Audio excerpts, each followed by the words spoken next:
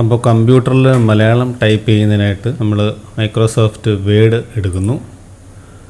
Word എടുക്കുന്നതിൽ കമ്പ്യൂട്ടറിൽ task ബാറിൽ വലത്തെ സൈഡിൽ ലാംഗ്വേജ് കാണിക്കുന്നിടത്തായിട്ട് നമ്മൾ മൗസ് കൊണ്ട് ക്ലിക്ക് ചെയ്യുമ്പോൾ English India, English United Kingdom അല്ലെങ്കിൽ United States, Malayalam keyboard, Malayalam phonetic keyboard എന്ന് കാണും.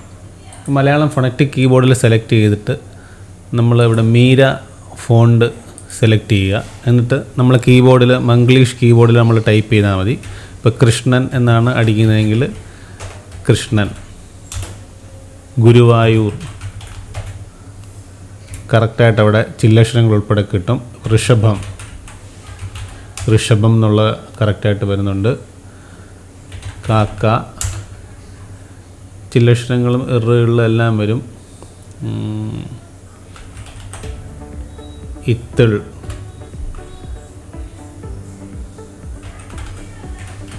കൂട്ടം, ഇങ്ങനെ നമുക്ക് ടൈപ്പ് ചെയ്യാം. ഇതിൽ നമുക്ക് ഇഷ്ടമുള്ള ഫോണ്ടുകൾ കൊടുക്കാം.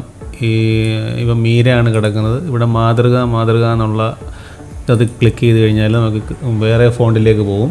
അപ്പോൾ ഈ ഫോണ്ടുകളൊക്കെ നമുക്ക് മലയാളം യൂണിക്കോഡ് ഫോണ്ട് എന്ന് പറഞ്ഞ് ഗൂഗിളിൽ നമുക്ക് ഡൗൺലോഡ് ചെയ്യാം. ഇത് ചിലങ്ക എന്നുള്ള ഫോണ്ടാണ്. ചിലങ്ക എന്ന് പറയുമ്പോൾ നമ്മൾ ഹാൻഡ് റൈറ്റിങ്ങിൽ കൈകൊണ്ട് എഴുതുന്ന അതേപോലെ തന്നെ നമുക്ക് ഇവിടെ ഫോണ്ട് കിട്ടും. ധാരാളം ഫോണ്ടുകൾ നമുക്ക് നെറ്റിൽ അവൈലബിൾ ആണ്.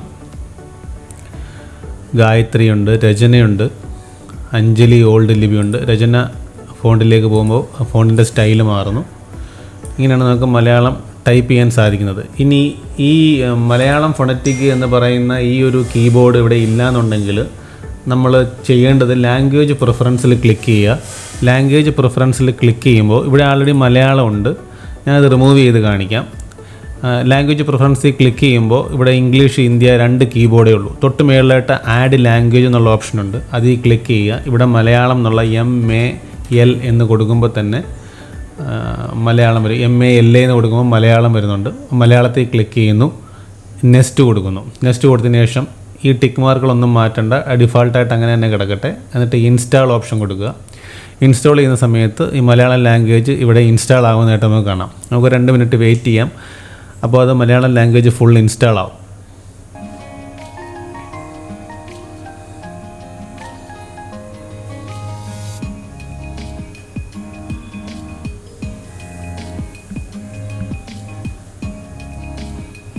ഡൗൺലോഡ് ചെയ്യുന്നുണ്ട്.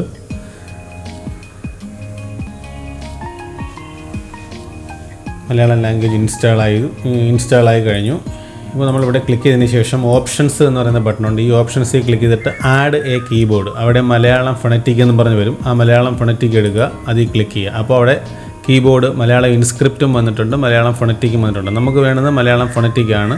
മലയാളം ഇൻസ്ക്രിപ്റ്റ് എന്ന് പറയുമ്പോൾ ISM ടൈപ്പ് ചെയ്യുന്നവർക്ക് മലയാളം ഇൻസ്ക്രിപ്റ്റ് ഉപയോഗിക്കാം. ഇതിൽ ലാംഗ്വേജ് ബാറിൽ നമ്മൾ സെറ്റ് ചെയ്യുന്ന സമയത്ത് ആഡ് ലാംഗ്വേജ് എടുത്ത് നമ്മൾ മലയാളം കൊണ്ടുവന്നു ഓപ്ഷൻസ് എടുക്കുമ്പോൾ ഇവിടെ ബേസിക് ടൈപ്പിംഗ് എന്ന് പറയുന്ന ഒരു ഓപ്ഷൻ കാണാം. ഈ ബേസിക് ടൈപ്പിംഗ് നമ്മൾ ഡൗൺലോഡ് ചെയ്യണം. ഇതിപ്പോൾ ആൾറെഡി ഈ കമ്പ്യൂട്ടറിൽ ലാംഗ്വേജ് പാക്ക് ഉണ്ടായിരുന്നത് ഞാൻ റിമൂവ് ചെയ്തിട്ട് നിങ്ങളെ കാണിക്കാൻ വേണ്ടിയിട്ടാണ് ഈ ഒരു ഓപ്ഷൻ റിമൂവ് ചെയ്ത് മലയാളം ലാംഗ്വേജ് വീണ്ടും ഇൻസ്റ്റാൾ ചെയ്തത്.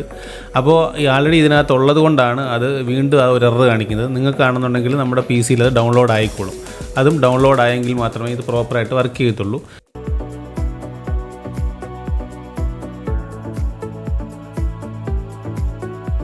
തൻ്റെ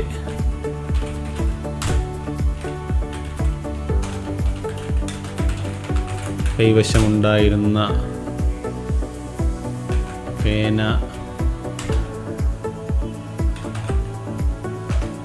അയാൾ